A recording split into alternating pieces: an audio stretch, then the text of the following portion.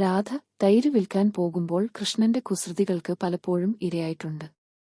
ഒരു ദിവസം രാധ തന്റെ തൈരും വെണ്ണയും നിറച്ച വലിയ ഭാരമുള്ള കുടങ്ങളുമായി അങ്ങാടിയിലേക്ക് പോവുകയായിരുന്നു. വഴിയിൽ വെച്ച് കൃഷ്ണൻ കൂട്ടുകാരുമായി കളിക്കുന്നത് കണ്ടു.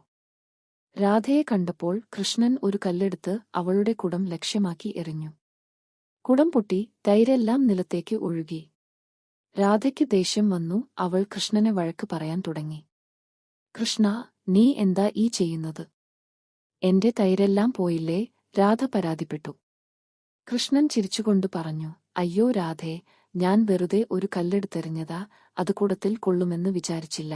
ഇനി ഞാൻ നിനക്ക് പുതിയ തൈര് തരാം എന്ന് പറഞ്ഞ് കൃഷ്ണൻ രാധയുടെ കൈയിൽ ഒരു മാന്ത്രിക സ്പർശം നൽകി. അടുത്തുള്ള പാറകൾക്കിടയിൽ നിന്ന് പുതിയ തൈരും വെണ്ണയും പ്രത്യക്ഷപ്പെട്ടു. രാധ അത്ഭുതപ്പെട്ടുപോയി. കൃഷ്ണൻ തന്റെ കുസൃതിയിലൂടെ രാധയെ സന്തോഷിപ്പിക്കുകയും അത്ഭുതപ്പെടുത്തുകയും ചെയ്തു.